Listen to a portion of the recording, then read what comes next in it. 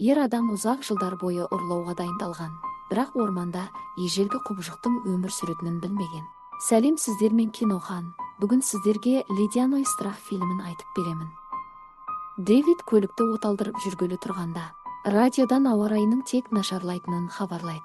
Қазір ауа температурасы -45 градус Цельсий, тіпті -25 градуста адамды қатты үсік шалуы мүмкін. Сапар барысында Дэвид кофенің жарнамасын байқап, осы жерге аялдауды шешеді. Бұл кафеде Анна деген бойжеткен жұмыс істейді. Оның телефонында 13 жауапсыз қоңырау және қоңырауға жауап бер деген хабарлама келеді.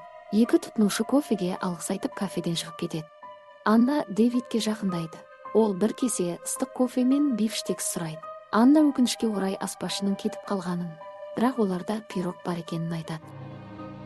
Кенеттен Винсент кафенің жанына келіп тоқтайды. Бұл қызды қатты қорқытады да, олардың арасында ұрыс басталады. Дэвид қызды жақтайды. Оған Винсент күледі және ол айтқан сөзін қайталауын сұрайды. Ер адам үстелге жақындап кофені лақтырып, басқа біреудің бәлішін алады. Содан кейін ол оған түкіріп, оны жеуге бұйрық береді. Дэвид мұны істемейді. Содан кейін Винсент пышақталады. Дэвид көзілдірігін шешіп, екі таңдауды ұсынады. Нөмір 1, кафеде бейне бақылау камералары жоқ, бірақ екі куәгер бар. Егер олардың біреуіне тиіссе, ол түрмеге түсуі мүмкін. Нөмір 2, Винсент жай ғана кетіп алкогольді тастайды. Сол кезде ол судьяны қызына баруға болатынына сендіре алуы мүмкін екендігін айтады. Винсент ойланып кетіп қалады. Анна бұндай қолайсыздық үшін кешірім сұрайды. Алғыс белгісі ретінде ол стейк пісіруді ұсынады. Дэвид болса стейкті жақсылап қуыруды сұрайды. Кешкі ас ішіп болған соң Дэвид жолға шығады. Бензин таусылуға жақын, бірақ жолда жанармай бекеті кеседі. Винсент осы жолмен келе жатып, Дэвидтің көлігін байқап, оның шынымен де ол екеніне көз жеткізу үшін Дэвидтің дүкеннен шығуын күтеді. Осы кезде полицейлер жанармай құю станциясына келеді. Бұл Винсенттің жоспарын бұзады. Аңдуды әрі қарай жалғастырады. Біраз уақыттан кейін Дэвид қараңғы жолға түсіп, оны артынан біреудің аңдып келе жатқанын байқайды. Винсент көлікті басып озуға тырысады, бірақ Дэвид жылдамдықты арттырады. Осылай ол Винсенттен оңай озып кетеді. Жолдың шетіне шығып шамдарды өшіреді. Винсент Дэвидті байқамай өтіп кетеді. 1-2 минуттан кейін Дэвид кетуге тырысады, бірақ температураның төмендігіне байланысты әйнегін аяз басып қалады. Ол аязды сүртуге тырысады. Сол кезде жолын көрмей қалып, жолдан шығып кетеді. Көлік қарға кептеліп қалады.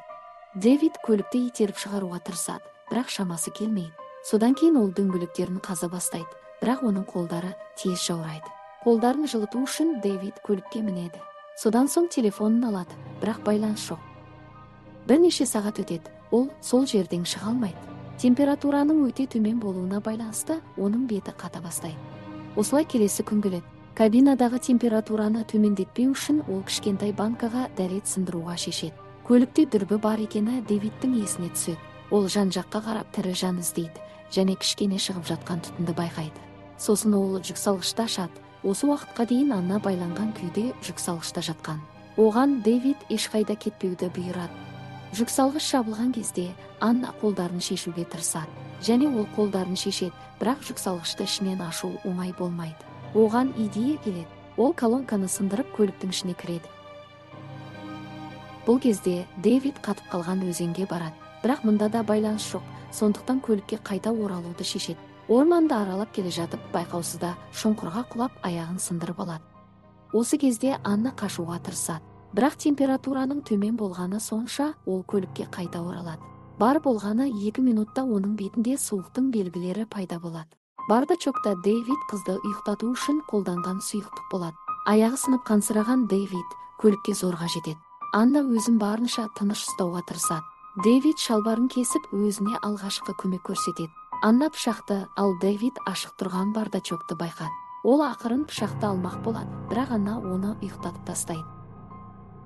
Өз-өзіне келген Дэвид қолдары рульге байланғанын көреді. Анна оған тыныш отыруды бұйырады, әйтпесе оны өлтіремін дейді. Ол Дэвидтің бірнеше сұраққа жауап бергенін қалайды.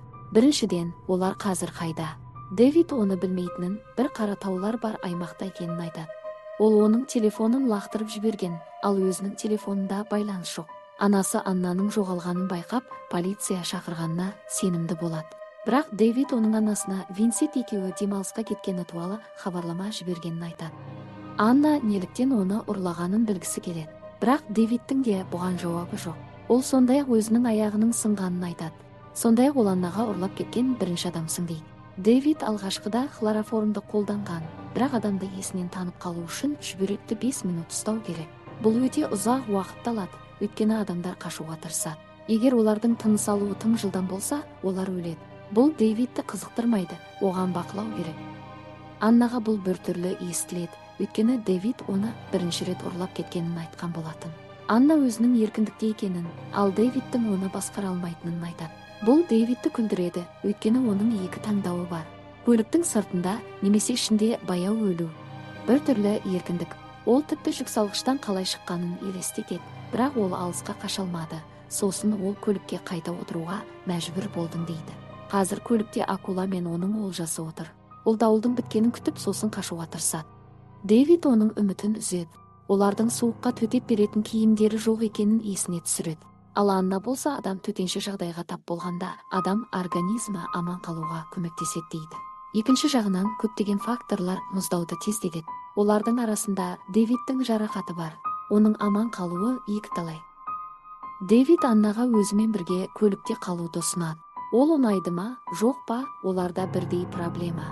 Аман қалу үшін бензинді үнемдеп, күніне пешті 1-2 минуттан асырмай қосу керек дейді. Адам тамақсыз өмір сүре алады, бірақ жылусыз олар өледі.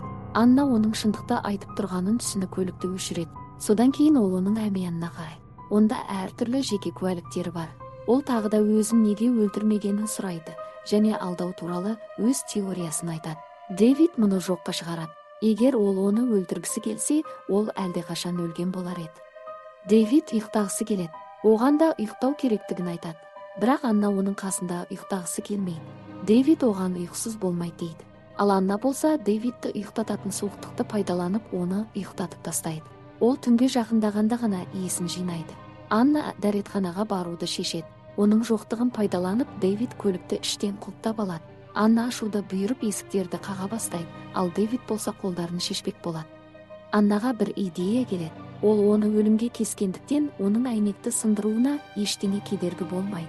Ол Дэвидті тұншықтырып өлтіруі мүмкін еді, бірақ ол өзін ондай құбыжық емеспін деп белбеуді босатады.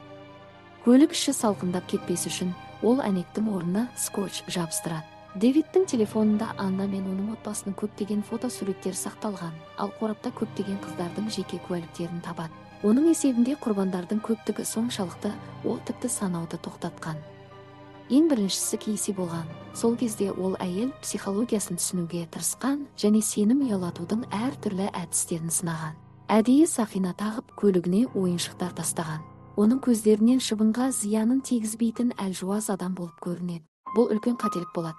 Оған жағдайды бақылауында тұрғандай көрінеді, бірақ сәлден кейін ол бір нәрседен күдіктене бастайды және көлікті тоқтатуды сұрайды. Истерика басталып, Дэвид ашуланып шабуылдайды. 2 күннен кейін ол қызды табады. Теледидардағы жаңалықтардан бұл туралы айта бастайды. Ол судьяның қызы болып шығады. Ал Дэвид болса бірнеше апта бойы орманда жасырынуына тура келеді. Бұндай қайталанбас үшін ол аңшылыққа деген көзқарасын өзгертеді. Келесісі иммигрант болды. Оны тіпті ешкімде іздемеген.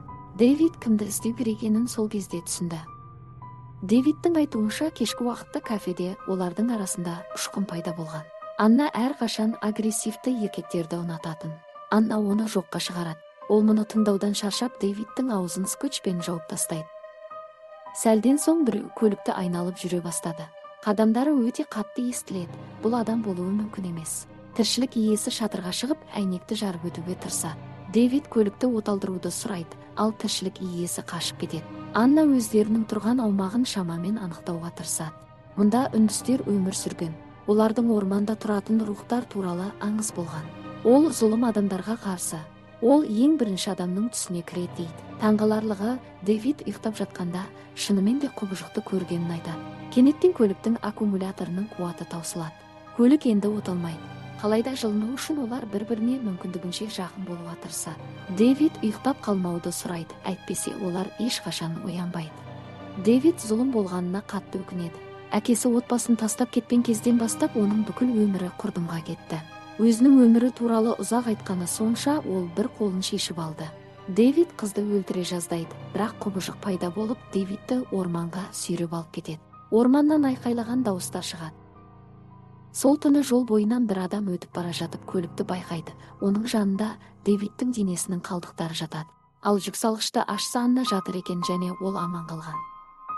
Осы жерде фильм аяқталады. Бұл фильмді қалай бағалайтыныңызды пікірге жазыңыз. Жақын арада қайта жолыққанша каналға тіркелуді ұмытпа. Сау болыңыз.